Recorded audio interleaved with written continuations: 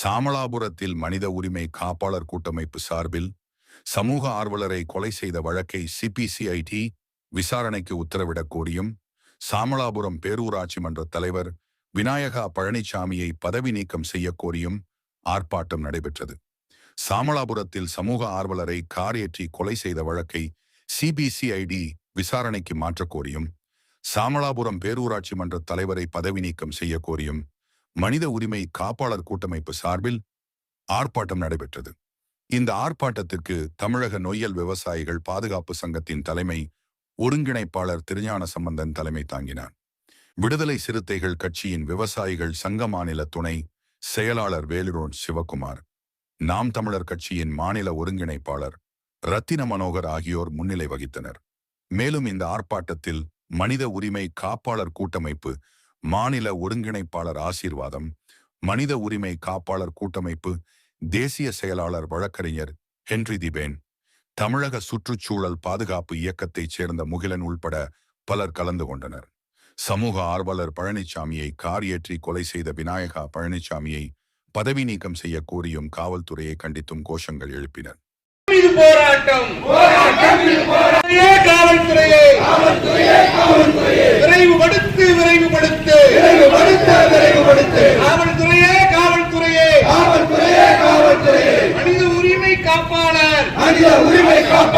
படுகொலையான பழனிசாமி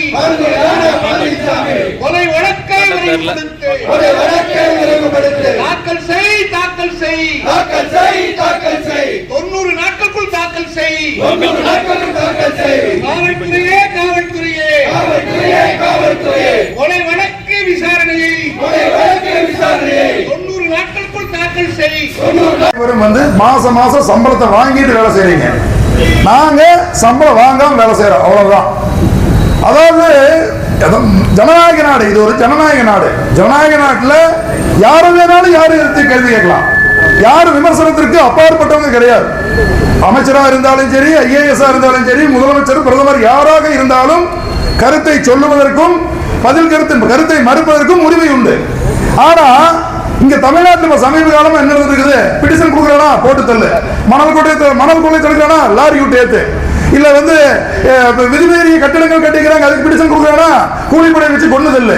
இதெல்லாம் நடந்துட்டு இருந்தது அப்படின்னா இது ஜனநாயக நாடு அல்ல, சர்வாதிகார நாட்டில் கூட நடக்காது. ஒரு கொலைகாரனுக்கு கூட, ஒரு தூக்கு தண்டனை கைதிக்கு கூட உன்னோட கடைசி ஆசை என்னன்னு கேட்கிறாங்க, அதுதான் ஜனநாயகம்.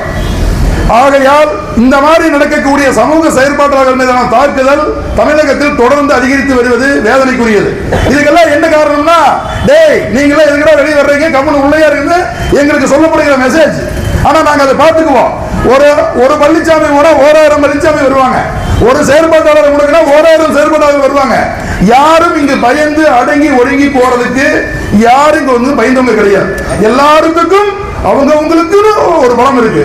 ஆகையால் இந்த விநாயகா பழனிசாமி என்பவர் இன்னும் தலைவர் பதவியில் நீடித்துக் கொண்டிருக்கிறார், அவரை பதவி நீக்கம் செய்ய வேண்டும். இரண்டாவது, உள்ளூர் காவல்துறை விசாரிக்க கூடாதுன்னு சொல்றோம். ஏன் சொல்றோம், காலையில் கொண்டாந்து சேர் போட்டா சேர் போடக்கூடாது, மாற்றுத்திறனாளிகள் வந்திருக்காங்க, பெண்கள் வந்திருக்காங்க, ஒரு 10 சேர் போட்டு காவல்துறைக்கு என்ன கொடுதுன்னு கேட்கறாங்க.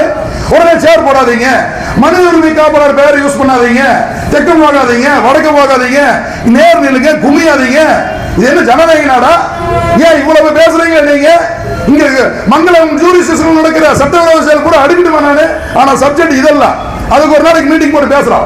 இங்க என்னென்ன சட்டவிரோத செயல் நடந்துட்டு இருக்குது அதையெல்லாம் நீங்க கை கட்டி எங்க நீங்க கை கட்டி வேடிக்கை வச்சிருக்கிறீங்க அப்படிங்கிறது கூட 100 நாள் பேசுறேன். ஆனா அதுக்கான இடம் இதெல்லாம். ஆளுங்கட்சிக்காரர் வந்தா மந்திரி வந்தா எடுத்துட்டு போறீங்க, சேர் நீங்களும் கொண்டு போட்டுக்கிறீங்க, உங்களுக்கு வெக்கமா இல்ல? இங்க முடியாதவங்க இருக்கிறாங்க, பெண்கள் இருக்கிறாங்க, மாற்றுத்திறனாளி இருக்கிறாங்க, ஒரு 10 சேர் இருக்குன்னா சேர் போடக்கூடாதான். இதெல்லாம் யாருக்காக? நாங்க உங்களுக்கு தனியா போராடிட்டு இருக்கிறோம்.